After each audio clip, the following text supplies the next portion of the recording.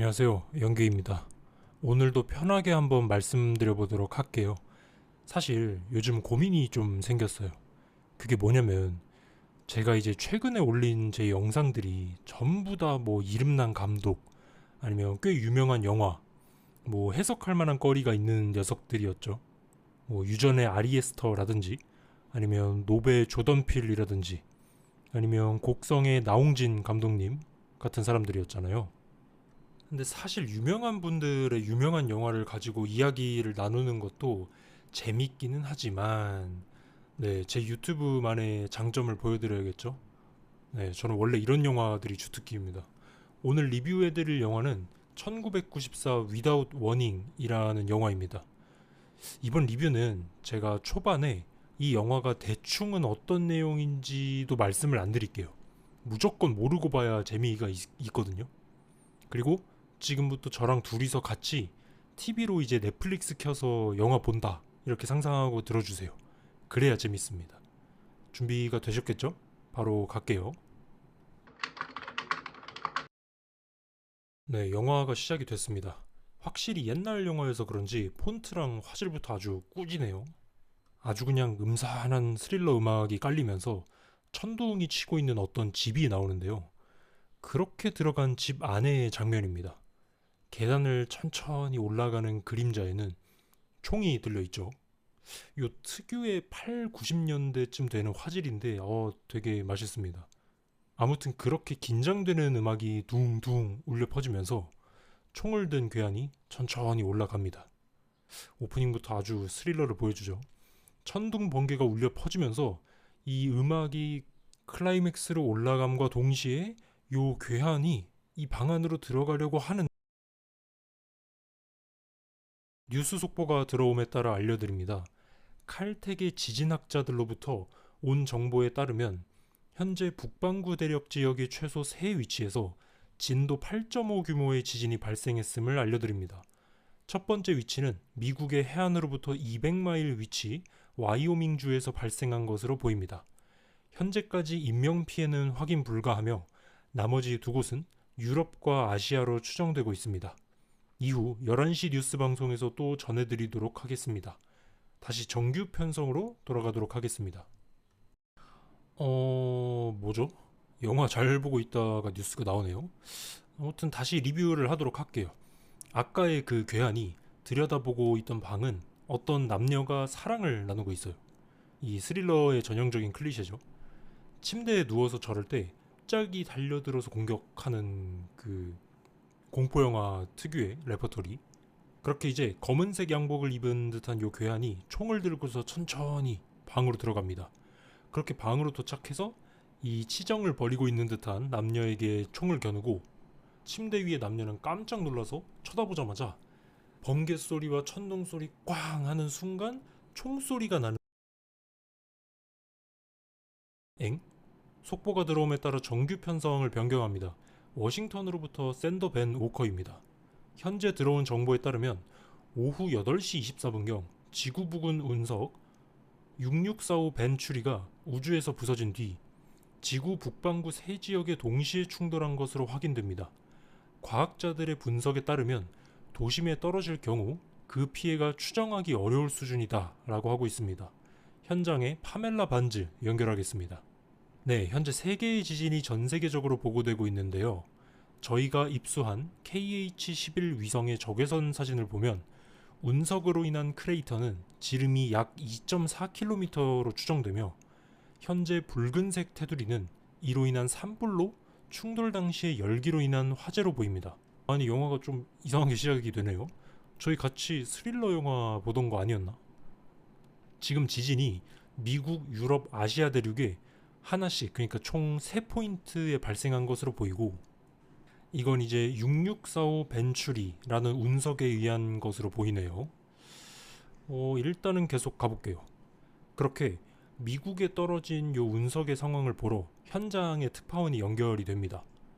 특파원 베리의 말에 따르면 지금 군대가 동원되어서 와이오밍주의 운석에 의한 요 화재를 진압하려고 지금 시도하고 있다고 해요.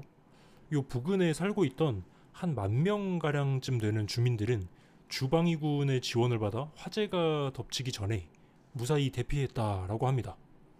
그리고 이번엔 와이오밍 운석의 상공에 떠있는 브리 기자가 연결이 돼요. 네, 브리입니다. 야, 제가 지금까지 LA 폭동, 허리케인 앤드류, 태풍 매미 이런 거겠죠. 미시시피 홍수까지 전부 현장 취재를 갔지만 와, 이만한 건 없었던 것 같습니다. 카메라 헬기에서 현장의 모습 보여드리겠습니다. 와, 그러고서 이거 보이시죠? 산 한가운데인 것 같은데 구름과 안개 때문에 시야가 되게 흐리지만 가운데에 시뻘겋고 무슨 빛나고 있는 요게 운석 충돌 지점인 것 같죠? 왜 충돌 지점 부근이 전부 불바다가 됐는지 이해가 됩니다. 야, 크레이터의 지름이 2.4km면 양화대교 길이가 제가 알기로 1.1km라는데 그거 두 개만한 지름인 거죠. 아무튼 어마어마한 여파인 것 같아요. 그래서 현장에 처참한 사진이 보여지고 산속에 떨어진 게 그나마 다행인 것 같습니다. 그래서 이제 운석으로 인한 방사선 아니면 화학적 오염 이런 거를 대비하기 위해서 현재 상공에서는 헬기를 타고 재해 전담 전문가들과 과학자들이 내리고 있는 모습이에요. 그러고 또다시 정보가 들어오는데요. 지금 현재 미국 와이오밍주에 이 운석 하나가 떨어진 거잖아요. 근데 아시아와 유럽에 또 하나씩 또 떨어져서 총 3곳이라 그랬는데 아시아는 몽골의 고비 사막에 그리고 유럽은 프랑스의 루르드에 충돌했다고 하네요. 유럽의 폴 연결하겠습니다. 그렇게 이제 프랑스의 기자 폴이 하는 말이에요. 루르드 지역에 운석이 충돌하기 전까지 스키나 레저를 즐기고 있던 현장 목격자들의 인터뷰를 들려주고 있어요. 케이블카에 타고 있었다고들 하는데 커다란 지진이 느껴지고 얼마 안 되어서 저쪽 산 너머 하늘을 보니까 무슨 시뻘겋게 불이 타오르고 있는 모습을 보았다고 전합니다. 그렇게 프랑스와 중국, 고비 사막 쪽의 기자들의 브리핑이 이어지고 아직까지는 충돌 직후인지라 뭐가 뭔지 현장의 분위기나 운석 충돌의 사진 정도만 확인되고 정확한 그 피해 규모는 추정이 되지 않아 보이는 듯 하네요. 네, 한번 다음으로 또 가보겠습니다. 이제는 휴스턴 우주센터의 매튜 기자 연결됩니다. 매튜 기자가 말하기를 가장 의문인 점, 어떻게 이 커다란 운석이 충돌이 되기 전까지 아무도 이런 충돌을 예상하지도 그리고 직전까지도 감지해내지 못했냐라는 건데, 이 올해 6월에 슈메이커 레비 9이라는 혜성이 목성과 충돌을 하고 커다란 폭발을 만들어냈다는 기록을 요 허블 망원경뿐만 아니라 전 세계적으로 관측을 했다는 얘기를 해요. 그러고서 이제 커트 박사가 나와서 설명을 하는데 보통은 운석들의 한 10% 정도만 정확히 궤도를 예측할 수 있다라고 하네요. 그런데 이제 커다란 녀석들이 지구를 향해도 바로 지구 코앞까지 오지 않는 이상 관측하기가 어렵다고 하는데 그러면 지금 애초에 목성에서 이제 박살난 요 슈메이커 레비 9이라는 혜성이 충돌하고 나서 파편을 만들어낸 것 같은데 그 중에 3개만 떨어졌다라는 거면 이 진행자가 갑자기 궁금해서 이제 박사한테 그러면은 지금 3개만 떨어진 거고 앞으로도 더 많은 운석들의 위험에 처해 있는 거냐 이렇게 묻자 박사는 뭔가 예측을 자제하면서 말을 조금 아끼려다가 혹시라도 이게 운석이 대도시에 이게 떨어지게 된다면 히로시마 사건이 단순 화재로 볼 정도의 엄청난 피해가 발생할 거다라고 합니다. 와, 이게 진짜 실제 상황의 뉴스처럼 보여서 무섭죠. 이게 보면은 되게 섬뜩합니다. 진짜 현실에서 이런 식으로 뉴스가 나올 것 같아가지고 아무튼 그래서 다시 와이오밍의 충돌 지점 상공에서 브리 기자의 요 현장 상황 브리핑이 이어지는데요. 헬기로 이제 조명을 쏴가지고 산을 뒤져보고 있는데 온갖 재가 막 뒤덮여 있고 뜨문뜨문 야생동물들이 죽어있는 모습이 보여요. 근데 그러다가 헬기 조종사가 무언가를 보고서 이제 소리를 치는데 요거 보이시죠? 어떤 사람이 여기 무릎을 꿇고 앉아있는 모습이네요. 아마도 생존자인 것 같습니다. 그래서 좀 더 가까이 보니까 이거 꼬마애인 것 같습니다. 지금 현장과 방송국은 연결이 계속 찌지직 거리면서 소리가 끊기고 뭐 화면만 겨우 송출되고 있는데, 이 기자가 헬기에서 내려가지고 아이를 구하러 카메라맨과 막 달려갑니다. 아이에게 도착을 했는데 이 꼬마애는 온갖 죄를 뒤집어 쓰고 머리는 또 산발이 되어 있고 힘도 아예 없는지 일어서기도 힘들어 보이는 모습이에요. 그래서 기자가 겉옷을 덮어주면서 가까이 다가가서 뭔가 말을 거는데, 이 꼬마애가 혼자서 막 중얼중얼 거리는데 이게 도저히 해석이 불가해요. 현장과는 연결이 끊기고 진행자는 상황을 정리를 합니다. 잠시 브레이크 타임이네요. 이게 브레이크 타임 동안 좀 정리를 해보자면, 지금 저희는 뭔 스릴러 드라마 보려고 요 TV 보고 있었는데 갑자기 긴급 속보가 들어와서 뉴스가 나왔는데 뭔가 운석에 대한 얘기를 지금 하고 있습니다. 이제 원래 보던 건 생각도 안 나고 요 운석이 뭐 어떻게 된 건지 현장 상황을 보고 싶어지는데, 바로 뉴스가 다시 시작을 합니다. 이러면서 이제 운석 얘기가 과거랑 겹쳐서 나오는데, 시베리아에 떨어진 옛날의 운석 구덩이를 보면서 비교를 해봐요. 이게 거의 무슨 수소폭탄의 한 15개 분량의 위력을 냈다고 말하고, 또 한참 전에 그 공룡 멸종 때, 그때 기억나시죠? 그때의 운석이 한 7km쯤 되는 거였는데, 지구에 그 정도 되는 게 떨어지니까 전 세계적으로 먼지가 하늘을 가려서 지구상의 생명체가 멸종하는 전적이 있었다라고 합니다. 생각해 보면은 지금 이제 유튜브 대본 쓰고 뭐 유튜브 영상 보고 있는 이 순간에 운 나빠서 사실 운석 하나 커다란 거 떨어지면은 이대로 저희 다 죽나요? 어떡하죠? 아무튼 옆에 기자는 지금 운석의 규모가 조금만 더 커져도 진짜 대참사가 일어날 거다라는 얘기를 하고, 진행자는 그것보다도 지금 현재의 지구에서 보통 운석에 의한 위협이 어느 정도 되냐 물어봐요. 여자 캐스터는 이제 꽤나 많다고 하면서 마저 설명을 하려 하는데 또다시 긴급 속보가 들어옵니다. 나사 연구시설의 특파원인 워렌이네요.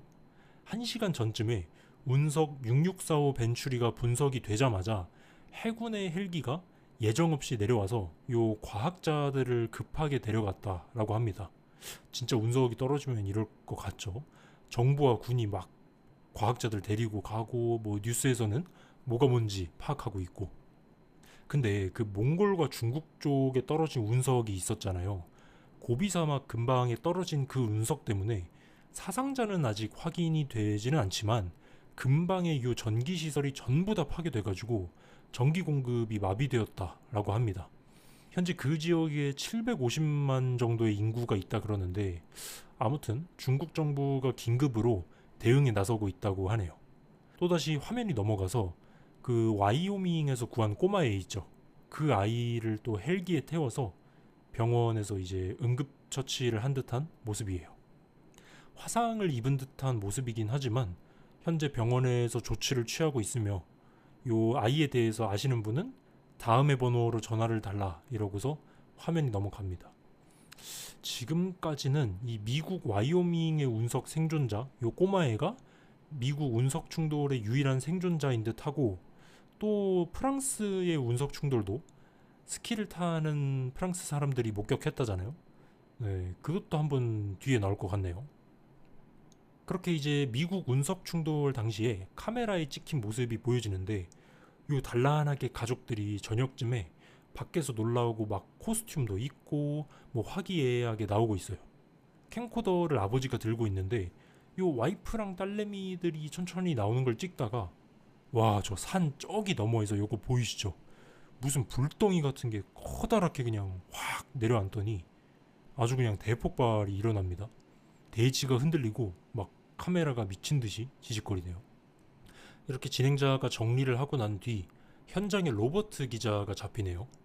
지금의 알파 현장, 그러니까 이제 미국의 운석 충돌 현장을 알파로 부를게요.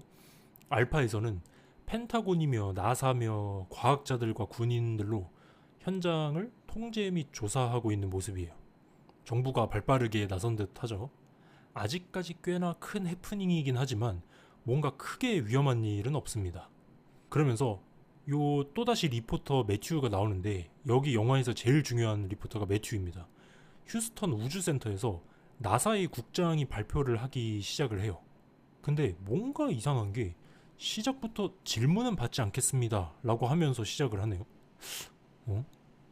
뭐 그렇게 나사 국장이 지금 브리핑 하는데 뭔 말을 또 하냐, 지금 얘기하는 거는 확정이 아니고 추정 중이다 하며 말을 꺼냅니다. 현재 우주센터의 컴퓨터를 통해 데이터를 분석한 결과 소행성 6645 벤츄리가 정확히 북위 90도로 지구에 접근하였습니다. 이후 6645 벤츄리는 북극 상공에서 3개의 조각으로 나뉘었고 이 나뉘어진 파편들은 다음의 위치에 충돌하였습니다. 경도 0도의 프랑스, 이와 105도의 차이로 몽골의 고비 사막, 그리고 미국의 와이오밍입니다. 충돌 지점 세 위치는 모두 북위 45도입니다. 이것이 현재까지 파악된 바입니다. 이거 아니 운석이 원래 이렇게 내려올 때 이렇게 정확한 위도를 맞출 수가 있나요? 내려오고 싶은 대로 내려올 수가 있어요? 기자들도 난리가 납니다. 아니 국장님, 그러면은 지금 소행성이 북극에서 3조각으로 쪼개지고 정확히 같은 위도에 동일하게 파편 3조각이 같은 각도차로 떨어졌다라는 건가요? 네, 맞습니다. 그게 무슨 의미죠? 아직은 대답하기 어렵습니다. 저기요 국장님, 멘델 박사가 지금 현재 공군회의에서 요 우주센터로 이동을 했는데요. 그래서요?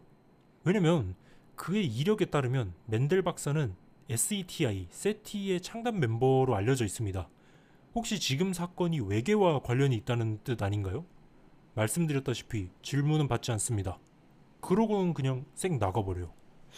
어라? 이거 단순한 운석 충돌 해프닝이 아닌 것 같죠? 아니 운석이 정확히 세 갈래로 조각이 나서 정확히 같은 위도와 같은 경도차로 떨어진다는 게 말이 안 되기도 하잖아요? 근데 그러면서 요 SETI의 멤버 멘델 박사의 신변을 얘네가 긴급하게 확보했다라는 거면은 요 세티라 함은 Search for Extra 네, 외계 지성체 확인 프로젝트의 약자인데요. 원래 그 나사의 프로그램이었다고 하는데 아니 이거 뭐가 어떻게 돌아가는 건지 정부의 움직임이 뭔가 수상합니다. 그렇게 잠시 쉬는 시간을 가지고 다시 뉴스가 시작이 돼요. 이번에는 프랑스 운석 충돌의 생존자, 그 아까 말했던 그 남편인 것 같은데 이름이 장폴이라고 하네요. 이 장폴이라는 요 스키 타던 사람이 충격의 여파로 요 코마 상태에 빠져 있고 현재는 구조 중인 모습입니다. 와이프 실비아가 울면서 동행을 하고 있는데 프랑스에서 또 다른 정보가 들어오는 대로 전해주도록 하고 이번에는 요 미국의 생존자 꼬마 여자의 속보입니다. 신원이 확인이 되었나봐요. 아이의 엄마랑 연락이 닿았는데 여자아이는 8살 배기 킴벌리라는 이름이고 뉴멕시코주에 살고 있었다라고 하네요. 저번 주 금요일부터 실종 상태였다고 하는데 지금 와이오밍주의 충돌 지점까지 어떻게 그렇게 올라갈 수 있었는지는 알려진 바는 없습니다. 이제 또 중요한 장면이 나오는데요. 요 세티 프로그램 소속이면서 천문학자인 펄만 박사가 등장해서 질문을 받아요. 지금 이 운석이 3조각으로 나뉘어서 같은 위도에 떨어진 게 어떻게 외계 지성체와 연관이 되는 거냐 라고 묻자 박사가 설명을 합니다. 지금 이것처럼 6645 벤츄리 소행성은 북극의 이 정확히 수직으로 하강을 했죠. 근데 그 벤츄리가 3조각으로 나뉘었을 때 각 파편들 간의 각도가 정확히 45도로 나뉘었어요. 그리고 이러한 현상은 정말이지 희박한 확률을 가지고 있다라고 말하면서 지금 이 사태는 절대 자연적으로 일어날 수 없다라는 얘기도 합니다. 이거 굉장히 불길해지죠. 분명 이 운석이 그러면은 자연적으로 그냥 냅다 떨어진 게 아니고 어떠한 의도와 목적으로 이렇게 인위적으로 떨어졌다라는 건데 또다시 와이오밍주의 시골로 이동을 합니다. 39살의 파일럿 드웨인 토마스라는 사람이 방금 공군에게서 UFO에 대해서 신문받고 나오고 있는 모습이에요. UFO?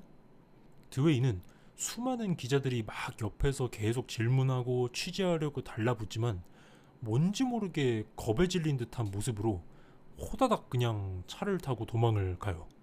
대답 좀 해주세요 막 이렇게 해도 그냥 비키라고만 말하고 쌩 가버립니다. 매스컴을 통해서 소식을 들은 시민들의 인터뷰가 나오는데 이미 UFO와 외계인이라는 것에 대해서 각자의 의견이 분분한 상태입니다. 이제 운석을 넘어서 뭔가 외계? 이런 게 나오는데 이어서 나오는 국방부 차관은 이러한 운석과 UFO에 대한 연관성을 관계가 없다. 그냥 깔끔하게 일축을 하는데 지금도 이제 수많은 우연한 일들이 계속 벌어지고 있다면서 정확히 세조각난 요 운석 파편들이 같은 북위 45도에 떨어진 일에 대해서 이건 그냥 우연이다 라고 못 박아 버립니다. 야, 이거 역시 정부 인사들은 절대 외계와 관련 없다고 할 것 같았죠. 역시 정부를 믿으면 안 됩니다, 여러분. 그렇게 다시 알파 지점의 운석 충돌 현장의 취재가 이어지는데요.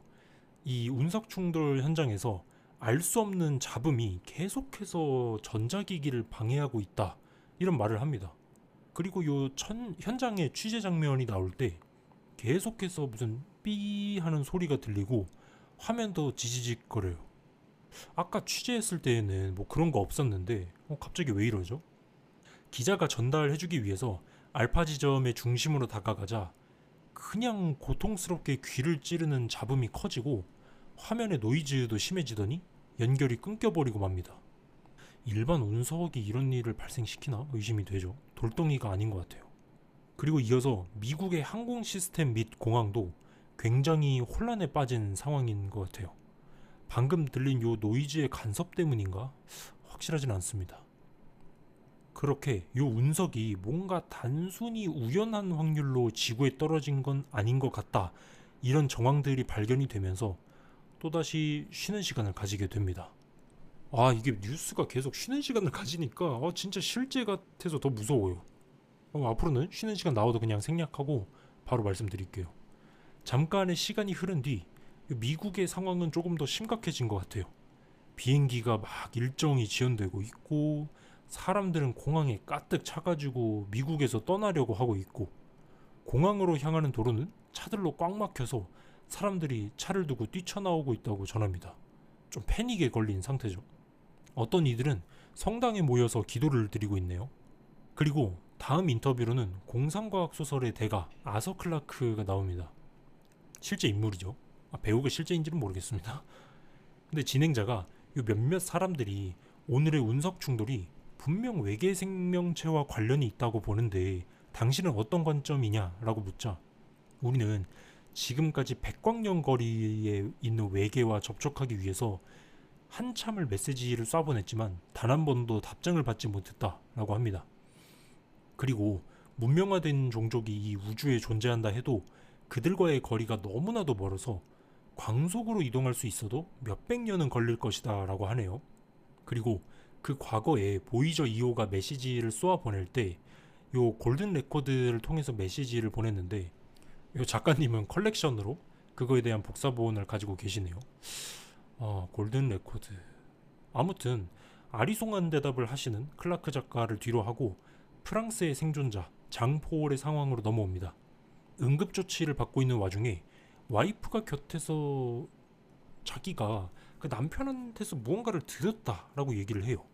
이 남편이 무언가를 자기한테 말하려고 했다. 근데 정확히 무슨 말인지는 너무 중얼거려서 모르겠다. 이러고는 또다시 사라집니다. 그렇다면 지금 현재 미국 알파 지점의 생존자인 여자애와 프랑스의 생존자 장폴 둘 다 요 회복이 되면은 정확한 증언을 들어볼 수 있겠죠. 하지만 아직은 해주기 어려운 상황인 것 같아요. 이제 정부 백악관에서 발표가 시작됩니다.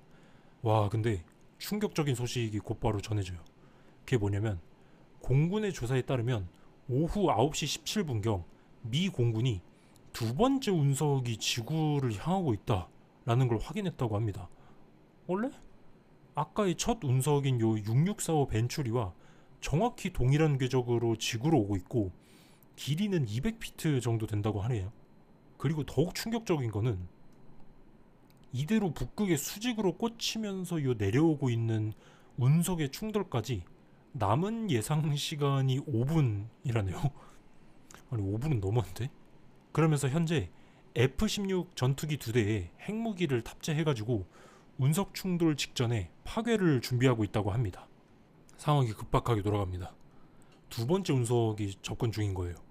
시민들의 반응은 더욱 격해지고 있고 뭔가 반응을 보기에는 5분이라는 시간이 너무 짧아서 순식간에 다시 항공우주센터에 현장으로 화면이 이동합니다. 그렇게 본부에서 이제 레이더로 운석과 F-16기의 모습을 모니터링하면서 파일럿들과 교신을 하는데 북극으로 다가오고 있는 적의 운석인 것 같죠. 카운트를 세고 F-16기가 점점 가까워지더니 미사일을 날리고 요 회피기동을 싹 펼칩니다. 근데 그 와중에 뭔가 갑자기 섬광이 번쩍 하더니 파일럿이 저게 뭐야 저게 뭐야 이러는 단말마의 비명과 함께 화면이 지질거리고 아예 교신이 두 기체 모두 끊겨버려요. 야, 그럼 그렇지 뭐 잘 되나 싶었네요. 그리고 애초에 작전이 요 파일럿들의 정상적인 작전대로라면 그대로 무사귀환을 해야 하는데 뭔가 이상한 성광이 번쩍하고 일면서 파일럿이 저게 뭐냐고 하는 거면은 수상하죠. 왜냐면은 일단 미사일이 운석에 적중한 것으로 확인은 되고 있는데 사실 미사일이 운석에 충돌하고 그 폭발을 보고 저게 뭐야 하진 않을 거잖아요. 그거 쏘려고 갔는데 무언가 다른 것을 봤다라는 거겠죠. 하여튼 이렇게 인명피해가 바로 뉴스를 통해서 전달이 되자 우주센터는 기자들을 밀어내고 카메라를 가리고 뉴스 방송을 황급하게 중간 화면 전환으로 들어가네요. 다시 화면이 조정되자 진행자가 말하는데 방금 미사일로 직격한 두 번째 운석은 현재 파괴되었다고 하지만 아직도 파일럿들과의 연락은 두절된 상태라고 전합니다. 또다시 우주센터의 매튜 기자의 모습인데요. 아까 그 공군이 긴급하게 데려온 요 세티의 설립자 멘델 박사가 모습을 드러냅니다. 지나가자마자 그냥 온갖 기자들이 달려들면서 취재를 하려고 붙는데 이상한 말을 합니다. 방금 펜타곤의 결정은 정말이지 말이 안 됩니다. 현재 이 운석들의 뒤에는 분명한 지성체의 간섭이 있습니다. 첫 번째 충돌에서 그들은 정확히 인구가 적은 지역에 착륙했고 그리고 이건 그들이 우리에게 적대적인 의도가 없었다는 것을 나타냅니다. 그들은 그들만의 방식으로 처음에 평화롭게 도착을 한 거라고요. 그러면서 마지막으로 한마디를 하는데 우리는 방금 전쟁을 선언한 것과 다름없습니다. 이래요. 잠시만요. 그러면 이 운석들이 분명 외계 지성체들과 관련이 있고 도착을 했다라는 표현을 했는데 뭔가 의도적으로 적은 위치에 이 운석들이 떨어지게 한 거라는 거죠. 왜냐면 실제로 첫 번째 운석 충돌들은 인명피해가 거의 없는 산골과 사막 등에 떨어지긴 했잖아요. 근데 멘델 박사가 하는 말에 따르면 이게 평화롭게 착륙을 했다? 그러면 이게 운석이 아니고 일단 방송이 나오자마자 도심은 그냥 난리가 나버리고 뉴스의 시민조사에 따르면 이 소행성 충돌 사태가 무엇과 연관이 있는지 조사했을 때 자그마치 72%에 달하는 사람들이 이게 외계 생명체와 연관이 있다. 그리고 21% 사람들이 자연스러운 현상이다 라고 하네요. 아니 같은 위도에 정확히 45도 각도차로 떨어졌는데 자연 현상이라고 믿는 사람들은 뭐하는 사람들이죠? 정부 말을 믿는 건가요? 다시 사이트 알파에 로버트 기자가 나옵니다. 와이오밍 충돌 지점에서부터 근처의 도심을 보고 있는데 사람들이 그냥 전부 텅텅 비어버린 모습이에요. 이게 단순 운석인데 산에 떨어졌다라는 거여도 무섭잖아요. 이게 무슨 외계 생명체와 연관이 있다 이런 소문이 들리니 저였어도 여기 있기가 싫을 것 같은데요. 그 운석에서 무슨 영향이 나올지 모르잖아요. 심지어 뉴스에서도 방금 운석 근처에서 뭐 이상한 삐 소리 하는 잡음이 퍼지던 거 보면 뭐가 됐건 간에 그냥 우주 돌멩이가 아니라는 건 확실해 보이니까요. 건물 상가에는 불만 켜진 상태로 텅 비어있고 가끔 지나가면서 뜨문뜨문 보이는 사람들은 그냥 전부 군복을 입은 군인들이고 통제 인원으로서 배치되어 있을 뿐입니다. 다시 또 프랑스로 화면이 이동하는데 그 스키 타다가 운석 지점에서 구조된 장폴 있잖아요. 아이고, 와이프가 아까 걱정하면서 이야기하던데 결국 죽었다고 전해집니다. 그리고 와이프가 남편이 죽기 전 녹음해둔 음성을 들려주는데 무언가 중얼거리는 듯한 소리가 나옵니다. 뭘까요? 다시 브레이크 타임을 가지고 뉴스가 시작을 합니다. 공항에는 여전히 사람들이 붐비고 있고 사람들이 혼란에 빠진 상태이네요. 그리고 이번에 사이트 알파의 생존자 요 꼬마의 킴벌리가 요 입원한 병원을 가보니 다행히도 지금 상태가 많이 회복되었다라고 하네요. 의사가 판단하기에 아직 대화하기에는 좀 어려운 상태여서 킴벌리가 뭘 말하려는지 그 소행성 충돌에 대해 뭘 기억하는지는 알 수 없다고 합니다. 그러던 와중에 킴벌리 엄마가 병원에 이제 도착했다고 하는데 이 딸아이를 구해준 기자 부리한테 감사를 전하고 눈물을 흘리면서 후다닥 딸을 보러 들어갑니다. 프랑스의 생존자 장폴은 결국 죽고 건진 건 이상한 음성 메시지 하나지만 아직은 그래도 미국의 생존자인 요 꼬마의 킴벌리가 회복이 됐으니 뭐 엄마도 도착을 했다 그러니 이제 운석의 비밀이 좀 나오려나 보죠. 이번에는 다시 펄만 박사의 인터뷰로 돌아갑니다. 요 펄만 박사는 첫 번째 소행성 6645 벤추리의 설명을 해주는데요.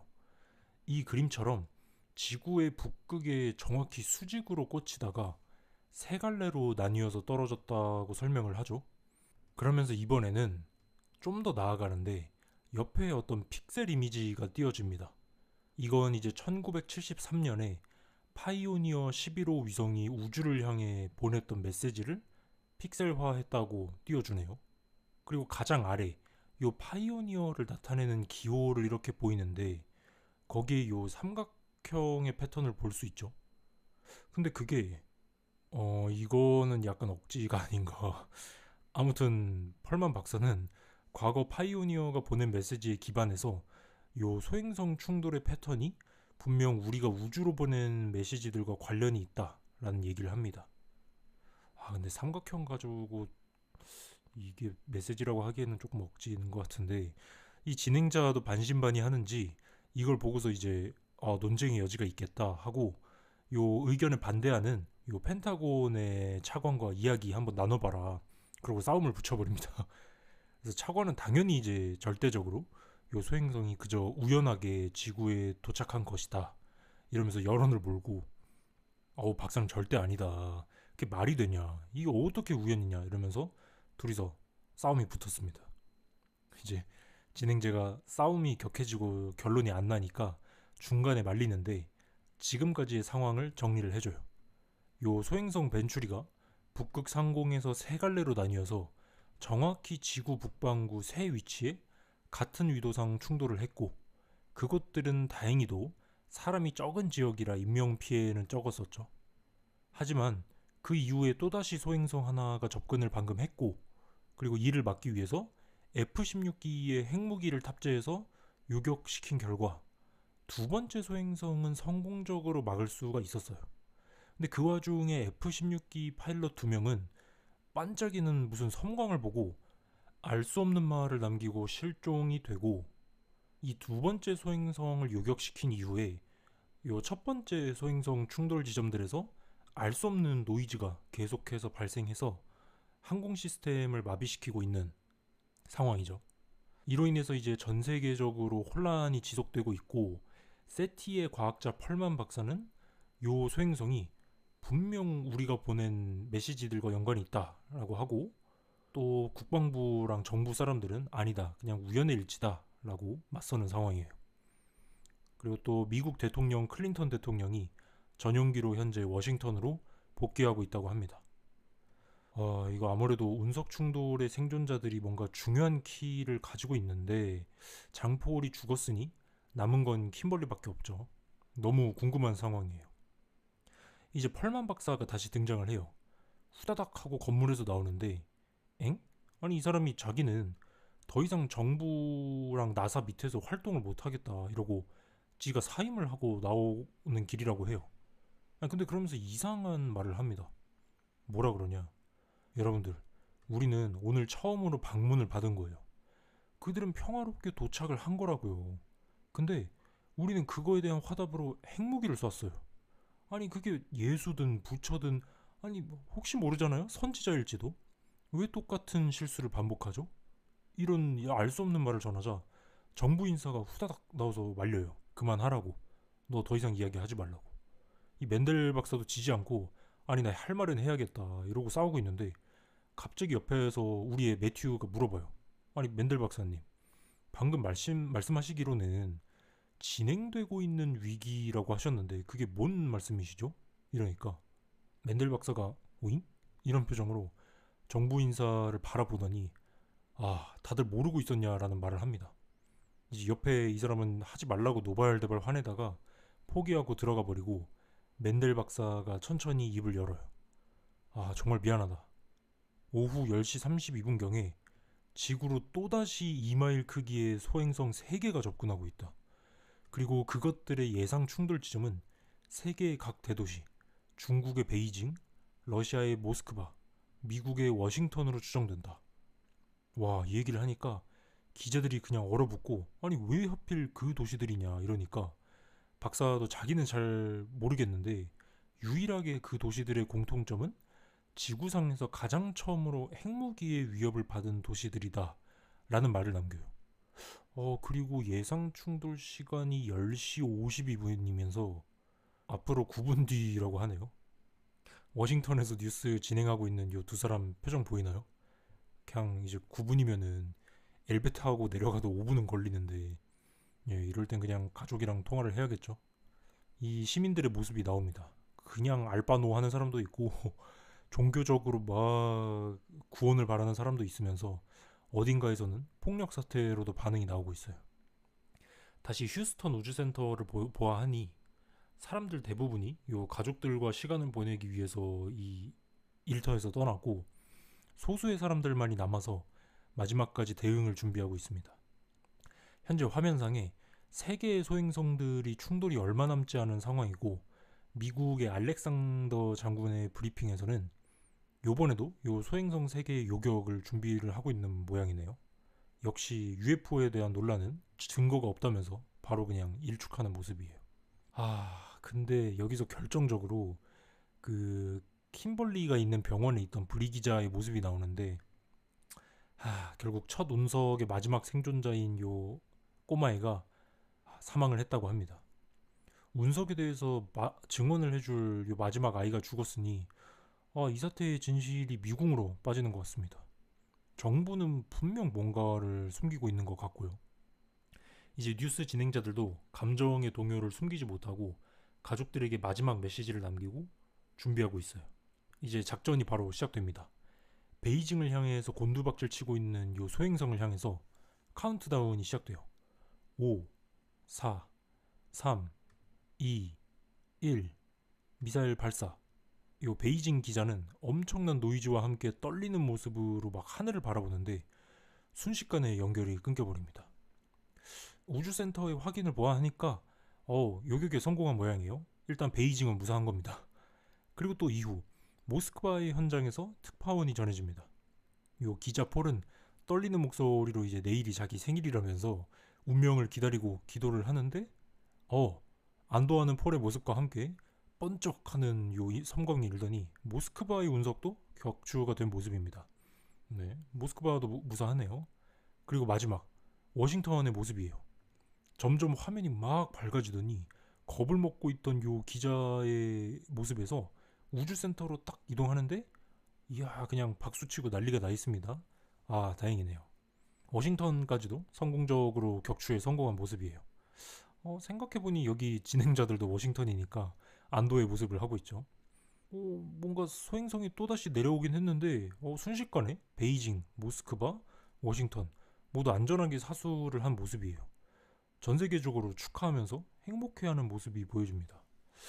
결말로 가는데 해피엔딩으로 끝나나?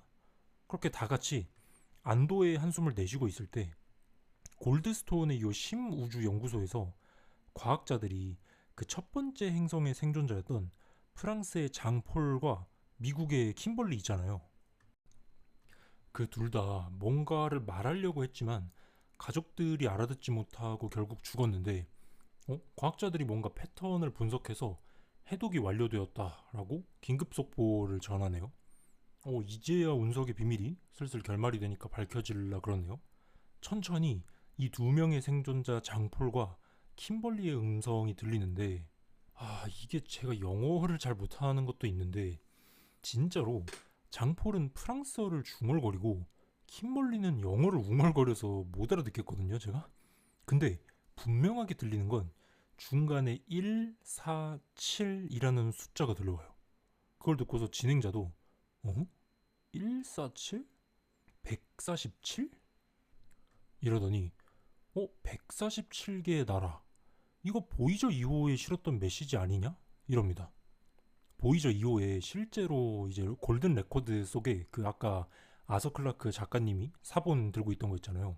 걷다가 그 당시 유엔 사무총장이 이제 외계를 향해 보내는 메시지로 147개의 나라를 대표해서 인사를 보냅니다. 뭐 이러면서 뭐 평화를 원한다. 이런 메시지가 있거든요. 실제니까 뭐 골든 레코드 치면 진짜 들어볼 수 있습니다. 유튜브에서도. 근데 이상한 게 아니 운석이 대체 뭐길래 충돌 당시 주변에 있던 생존자들이 웅얼거리면서 요 보이저 2호 메시지를 말하는 건지 분위기가 갑자기 싸해지던 순간 다시 휴스턴 우주센터로 돌아갑니다. 현장은 소행성 3개를 모두 격추를 완료해서 축하의 분위기가 막 그러고 있는데 갑자기 매튜가 화면을 바라보더니 아무 말도 못하고 얼어붙어요. 이 박사랑 우주센터 국장 모두 넋이 나가가지고 화면만 바라보고 있고 이 상황이 뭔지 모르는 요 뉴스 진행자들이 아니 뭘 보고 있는 거냐, 말 좀 해라 해도 아무 말도 안 하고 있어요. 그냥 멍하니 쳐다보고 있어요. 빨리 그러니까 이제 카메라맨 이름 뭐더라? 패트릭 빨리 카메라 반대로 돌려주세요. 빨리요. 빨리요. 뭐예요 대체? 이러고 소리치니까 카메라맨이 이 반대로 화면을 잡는데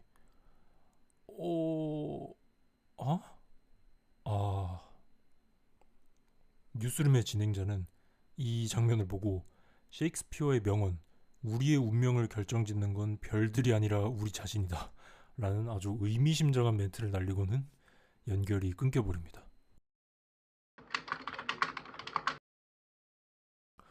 진짜 일반적인 영화랑은 많이 결이 다르죠. 애초에 이 영화 컨셉 자체가 지상파 TV를 보던 와중에 속보 뉴스가 계속해서 들어오는 거거든요. 그래서 처음 시작할 때 나왔던 그 드라마를 우리가 보던 와중에 갑자기 그 운석 충돌로 인한 긴급 뉴스가 들어온 컨셉인 거죠. 이게 저도 처음에 이렇게 보다가 갑자기 컷이 뚝 끊기면서 뉴스 화면이 나오길래 처음에 진짜 놀랐어요. 이게 배우들 연기도 몇몇 사람들 빼면은 진짜 현실 같아갖고 은근 공포라기보다는 좀 소름이 돋는 기분이에요. 이거 영화 자체가 유튜브에도 있으니까 보실 분들은 한번 봐보세요. 근데 무서운 장면은 없는데 분위기가 굉장히 섬뜩합니다. 그래서 이 영화에서 정확히 운석이 무엇이다 이런 설명이 안 나오기는 합니다. 당연히 실제 상황을 컨셉으로 했으니 이제 막 운석이 떨어진 입장에서 일반 대중들한테는 크게 정보가 오지 못하겠죠. 그리고 은근 정부가 뭔가를 숨기는 듯한 모습도 진짜로 실제로 그럴 것만 같아요. 그래서 이제부터 영화에서 중간중간 나오는 떡밥들로 제가 한번 추측을 해보려고 해요. 가장 먼저 이 6645 벤출이라는 소행성이 지구에 떨어진 상황인데 평범한 운석이 아닌 것은 확실해 보이죠. 이건 여러 가지 정황으로 알 수가 있어요. 먼저 1번, 운석에 대해서 정부가 뭔가를 숨기고 있다. 그리고 2번, 정부는 긴급하게 세티 외계 생명체 연구 프로젝트의 과학자들을 긴급하게 확보했다. 그리고 이 운석은 3번, 이 운석은 정말 특이하게도 북위 90도인 북극에 정확히 수직으로 떨어졌다. 이를 통해서 알 수 있는 사실은 뭘까? 네, 아마도 이렇게 추정하는 게 합리적으로 보여요. 이 운석이라는 것이 절대 자연적으로 지구에 떨어진 게 아니라는 거죠. 아마도 외계 지성체에 의해 의도적으로 이 지구에 도착한 것으로 보입니다. 이 운석이 정확히 세 조각으로 나뉘어서 북반구의 세 지역, 미국, 프랑스, 중국에 떨어졌다는 게 그걸 뒷받침하죠. 근데 여기서 더 나아가면 운석이 무엇인지 대충 한번 추측을 해볼 수 있어요. 이 이상하게도 운석이 떨어진 미국의 요 사이트 알파 위치에는 무언가 항공 시스템을 마비시키는 노이즈가 계속해서 퍼져요. 이로 인해서 요 전자기기뿐만이 아니라 사람까지 영향을 받고 있죠. 그리고 또 수상한 점은 첫 번째 운석의 생존자들 장폴과 킴벌리가 알 수 없는 말을 전하면서 죽었다는 점입니다. 심지어 두 번째 운석을 요격시키기 위해서 출동을 했던 요 F-16기 조종사 2명도 통신이 끊기기 직전에 저게 대체 뭐야? 이런 단말말을 내뱉고 실종이 되어버렸던 거죠. 어떠한 섬광이 확 이는 것으로 보이는데 당연히 이제 미사일 맞추려고 출격을 했는데 미사일에 의한 폭발을 보고 막 그런 반응을 하진 않겠죠. 소행성이 미사일에 요격하기 직전에 무언가 이상한 것을 본 게 확실합니다. 그리고 마지막 세 번째, 요 운석을 핵무기로 요격시키고 나서 세 번째로 온 운석들이 지구의 워싱턴, 베이징, 모스크바를 향했고 이 세 도시의 공통점은 역사적으로 핵무기의 위험을 받았던 지역들이다 라고 해요. 결정적으로 박사의 말을 통해서 정확한 정체를 알 수 있죠. 그들은 다른 형태로 지구에 도착한 거다. 처음으로 사람이 거의 없는 지역에 평화적으로 도착했는데 우리는 두 번째 운석을 핵무기로 요격시켰다. 전쟁을 선언한 건 결국 우리다. 아마 정부에 소속되었던 요 박사는 모든 걸 알고 있을 테니까 운석의 정체를 이렇게 볼 수 있겠죠. 이 지구에 도착한 운석들은 아마 외계의 지성체들이 탑승한 우주선일 거예요. 그리고 우리가 그걸 보기에는 단순 운석 돌멩이라 생각했던 거겠죠.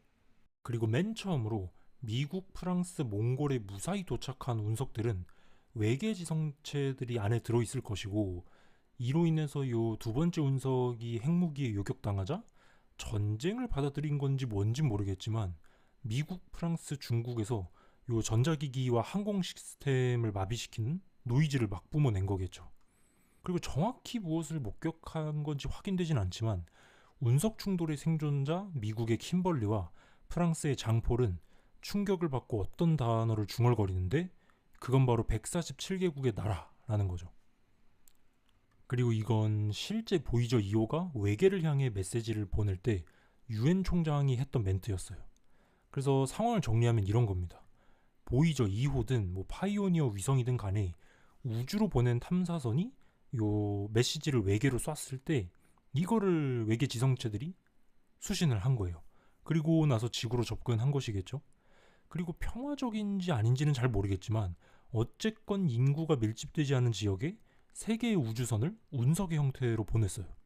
그리고 그 운석 근처에 있던 요 생존자 킴벌리와 장폴은 그들을 직접적으로 보든 어쩌든 간에 분명 무언가를 보고 정신이 거의 나가버린 것 같아요. 그리고 두 번째 우주선을 운석의 형태로 보냈지만 이를 지구가 빠르게 포착해서 핵무기로 요격을 했죠. 그리고 이를 공격으로 간주해서 핵무기와 관련된 요 미국, 모스크바, 베이징에 또다시 운석의 형태로 우주선을 보냈지만 격추당했죠. 그러고 축하하는 지구인들 사이로 수십 개의 운석을 떨구면서 영화가 끝이 납니다. 아마도 킴벌리와 장폴의 알 수 없는 말로 유추해보면 운석은 그 보이저 2호의 메시지처럼 147개가 떨어지는 게 아닐까 생각이 되네요. 전 이런 장르의 영화가 취향인 것 같아요. 특유의 설명을 명확히 안 해주지만 분위기로 압도해버리는 그런 느낌? 뭔가 점점 뒷배경이나 아니면 그거를 유추하면서 상상할수록 더 공포스러운 기분이에요.